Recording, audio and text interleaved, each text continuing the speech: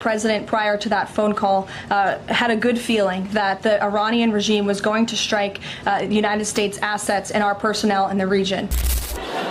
He had a good feeling about it. What more do you need? I mean, why are good feelings for him bad for everyone? The moment started with a sentence that should have set off alarms everywhere. Donald Trump had made a remark so extreme that even people used to his language paused to ask whether he had actually gone that far. He had aimed his words at Democratic lawmakers and wrapped the statement in language so reckless that the White House was forced into immediate cleanup mode. That was where Karoline Leavitt entered the picture. Standing behind the podium with practiced confidence, she was asked the question directly. Was the president really calling for the execution of members of Congress? She denied it. The answer was clear, but the atmosphere stayed unsettled because everyone had already heard the original line. That night, Jimmy Kimmel took that moment and did what he does best when political chaos starts moving too fast. He slowed it down. He did not open like a man chasing an easy laugh. He opened like someone who understood that the confusion itself was the story. And then sweet little Karoline had to defend her boss calling a reporter piggy on his plane. What did the president mean when he called a reporter piggy? Look, the president is very frank and honest with everyone in this room. You've all seen it yourself. You've all experienced it yourselves. He began with the contradiction between what had been said and what Karoline Leavitt now needed the public to believe. Trump had delivered the provocation. Leavitt had delivered the cleanup. And Kimmel immediately recognized the pattern because by now it was impossible to miss. He replayed her words carefully, especially the claim that Trump was the most transparent and accessible president in American history. Kimmel did not rush past that line. He let it sit in the room long enough for the audience to feel the absurdity.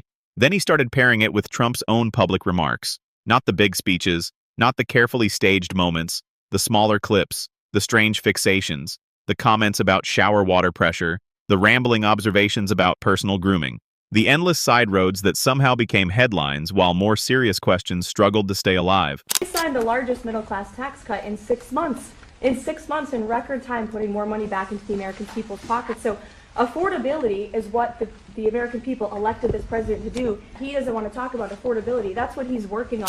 Kimmel stacked the clips one after another, not to make Trump look ridiculous, but to show how chaos can become a strategy when it happens often enough. Then he turned toward Karoline Leavitt again. That was where the segment got sharper.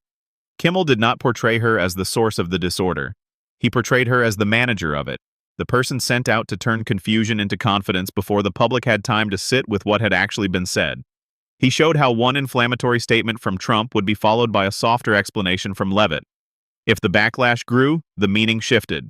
If the criticism intensified, the media got blamed for misreading a joke. If the issue became too uncomfortable, another comment would arrive and drag attention somewhere safer. Is Karoline great? You know, when she goes on television, Fox, they dominate when she gets up there with that beautiful face and those lips that don't stop, up, like a little machine gun.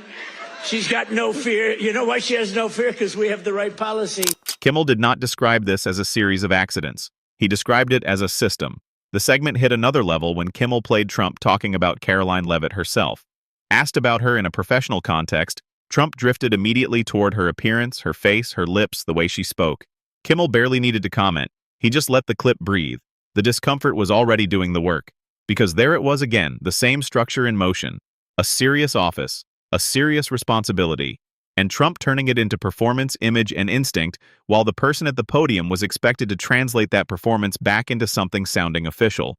That was Kimmel's real point. The issue was not only what Trump says, it was how Karoline Leavitt is repeatedly left to normalize it. He argued that the pattern now looked almost mechanical. Trump generates the controversy in one place. Leavitt manages the fallout in another. Then Trump returns with a fresh statement before the last explanation has even settled. The audience laughed, but it was the kind of laughter people use when they recognize something they can no longer unsee. By the end, Kimmel had turned what looked like a routine monologue into something colder.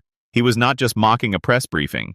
He was exposing a communication cycle built on provocation, retreat, and redirection. Trump remained at the center because he was the engine. Leavitt remained central because she was the shield. And Kimmel, by replaying the system slowly enough for everyone to see it, made the whole thing harder to deny. That was why Trump responded afterward with anger and insults. Not because the segment was unfair, but because it made the machinery visible. Once people can see the pattern clearly, every future explanation starts sounding less like clarity and more like cover. And when that machine becomes visible on live television, Even polished talking points stop sounding persuasive and start sounding like panic to ordinary viewers everywhere.